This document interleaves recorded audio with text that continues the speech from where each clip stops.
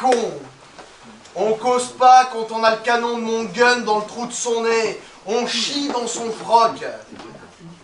Il devait avoir des pampers, ma parole. Il nasillait des choses que je pigeais même pas. Ses yeux disaient, t'es pas cap. C'était la guerre. Ah, le con! Il était pas de taille, sa tête a explosé. Ça m'a fait des salissures. Ginette, elle a dit... Soyez pas malheureux de gâcher un si beau costard. J'ai payé à la sueur de mon cul. J'aime pas quand elle cause comme ça. Une manière pas élégante pour une dame du goudron. Elle a sa bouche qui se tord, ça lui fout des rides. Mais Ginette, c'est ma gagneuse. Un béguin à 12 piges, ça laisse des sentiments. Elle aussi en pince pour mes zigues depuis la communale. La preuve, elle n'a pas moufté quand j'ai ramené Azor un matin à la maison. Je l'avais ramassé à la station Lille Métropole. Tout de suite, j'ai vu son potentiel à cette pas farouche. C'est le privilège des vieux briscards dans mon genre, amateurs de beau sexe, que de sentir ces choses. Elle parlait pas un mot traître de français, mais on s'est compris avec les signes et les caresses. On est resté au page 3 jours et 3 nuits de suite pour l'apprentissage, et une sieste crapuleuse en plus pour le plaisir. De vrai, elle connaissait des trucs, des spécialités. Elle était plus savante que la Ginette à son âge. Toute la différence entre la culotte de coton et le string dentelle. Elle n'était pas jalouse, la femme de ma vie. Elle voyait bien dans cette petite balkanique la relève de son tapin. Vu qu'à 50 piges et des brouettes, son étalage commençait à perdre sa reluisance.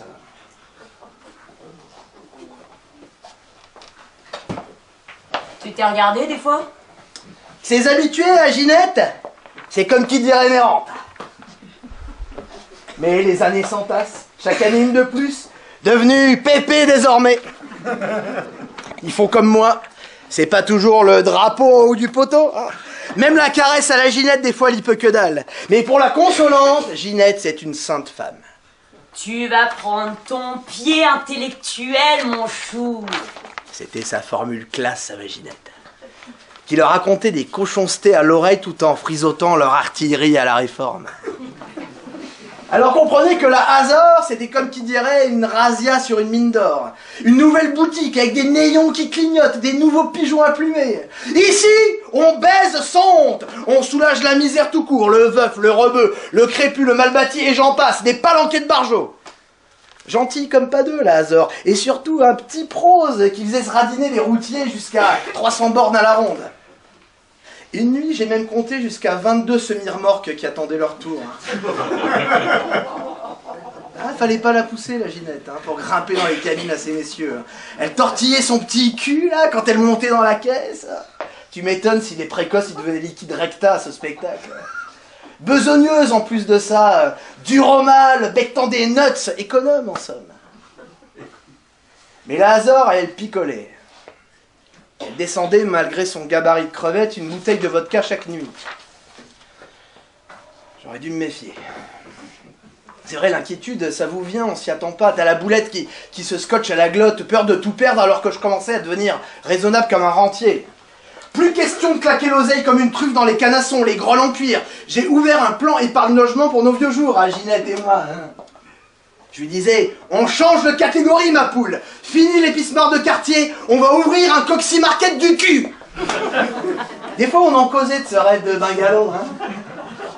Je le voyais bien du côté de Coutances, là, le pays à ma mère, peut-être bien vers Agon-Coutainville, la station des Richards, pas loin de la mer où j'irais gratter des moules. J'adore les moules marinières. Je m'en mettrais des ventrées quand certains dimanches après-midi, j'emmenais ces dames à Malo-les-Bains. Puis au bout d'un mois, à peine, à la Azor, elle a voulu que je prenne 2 autres frangines. Pour compléter mon staff de soulageuse de zob. Les filles de son village, du pays de Dracula, il paraît. J'aurais dû me méfier. Au départ, le tam-tam des braguettes a sonné le rassemblement des gueux de l'amour. Ça marchait comme sur des roulettes. Pénarde, la vieille clientèle revenait, la jeunesse jouait des coudes pour dégoupiller en rafale, mes poulettes abattaient comme des grandes, des sérieuses, ma Ginette surveillait du coin de l'œil, hein, histoire de me filer un coup de portable en cas de bazar. De jour en jour, le banquier commençait à jouir, vu que mes dépôts grimpaient. Puis on les a vus renifler notre territoire. D'abord un gros branleur qui a déboulé sur une grosse bécane, qui a commencé à baragouiner avec les filles, puis 2 autres plus vieux qui ont rôdé autour d'elle, sans consommer bien sûr. Puis c'est en meute qu'ils ont rappliqué pour semer leur merde noire. Ginette a sonné le tocsin.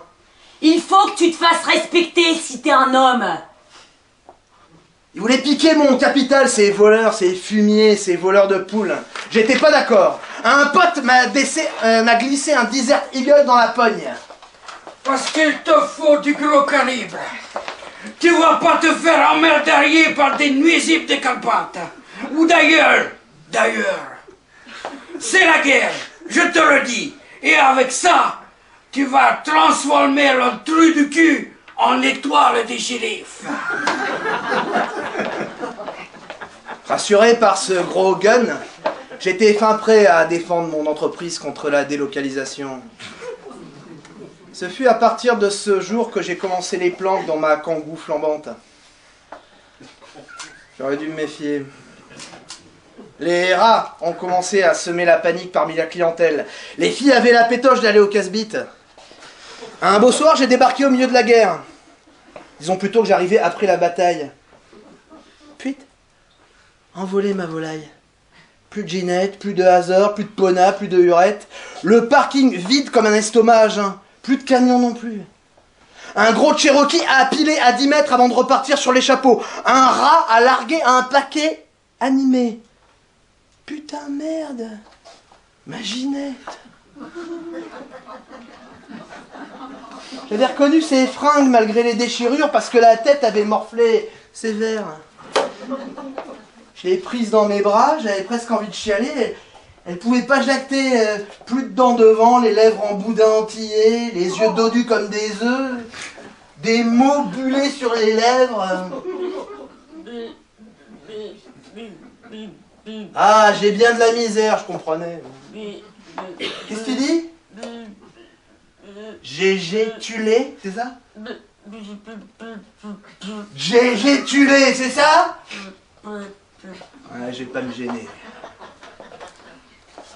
Je n'étais pas en état de rouler les mécaniques, mais elle voulait entendre ça, de ma bouche, salée par les larmiches qui s'écoulaient de mes yeux.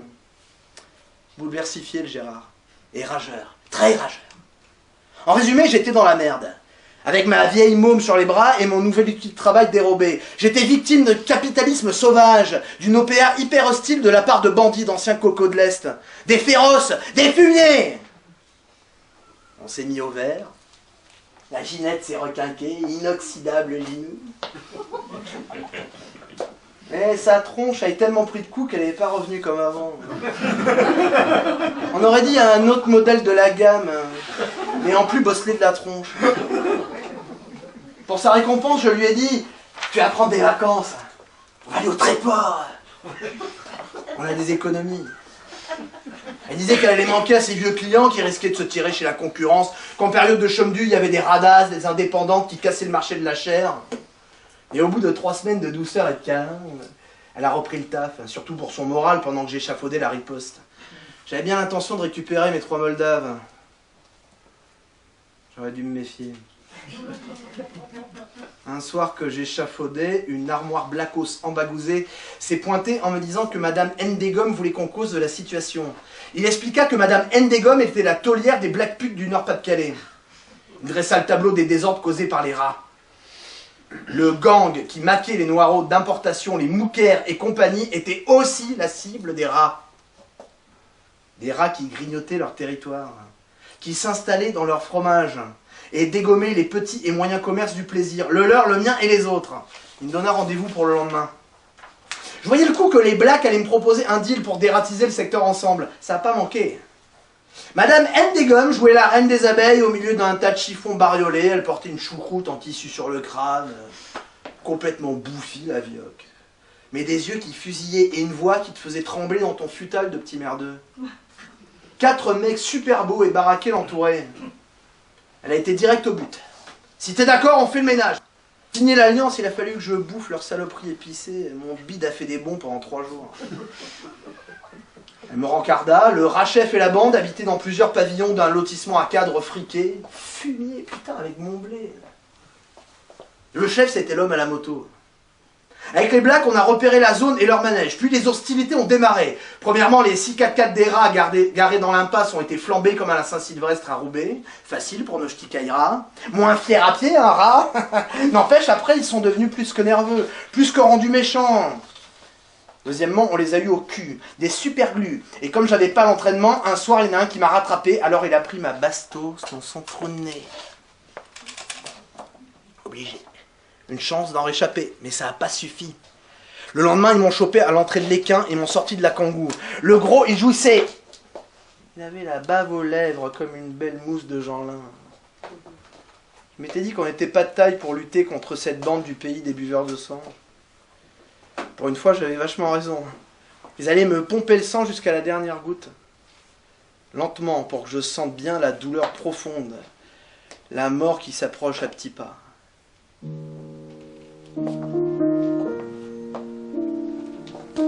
Je regarde les étoiles floues.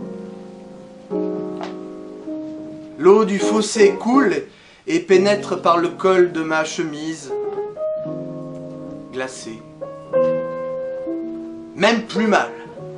La tête explosée, les genoux explosés, le bide perforé par 3 coups touchants. Costaud le GG. Putain, j'ai mal. Je repasse l'épisode de ma chute mortelle, les images de bonheur sous la lune avant d'éteindre la lumière des yeux, les lèvres rouges de Ginette, la touffe blonde de Hazor, mon coccy Marquette, la mère Ndegom. J'étais un gars modeste au départ. Morale de l'histoire, j'aurais dû rester petit. Adieu la vie. Adieu maman, adieu papa. Adieu Maginou. Mon églantine, ma femme, mon amour. Je meurs comme un gland. Content d'avoir connu la vie.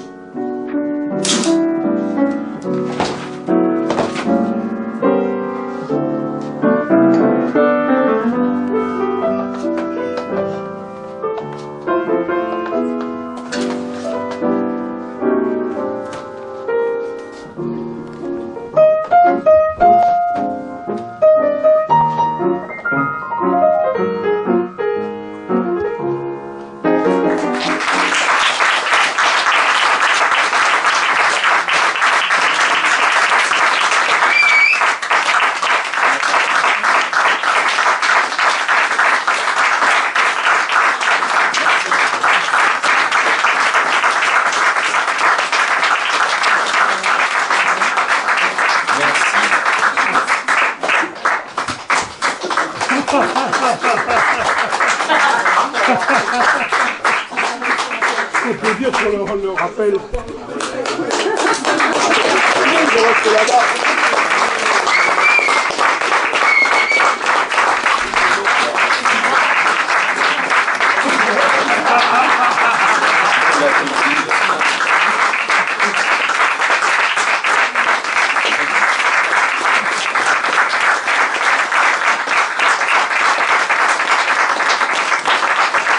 Merci à vous.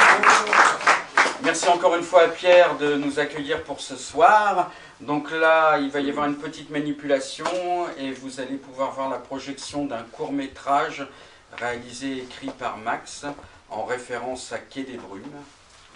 Et vous aurez le plaisir d'y retrouver Ambre et j'ai cru distinguer une ou deux têtes. Voilà, Patrice là-bas. Voilà. Ça fait toujours bizarre de les voir en vrai. Merci beaucoup, à tout de suite.